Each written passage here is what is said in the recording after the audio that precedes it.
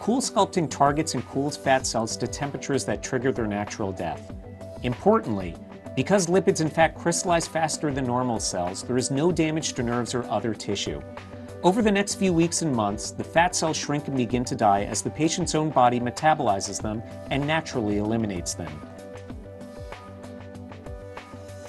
The overall fat layer is significantly reduced, which results in a noticeable and measurable reduction in the fat bulge around the targeted flank.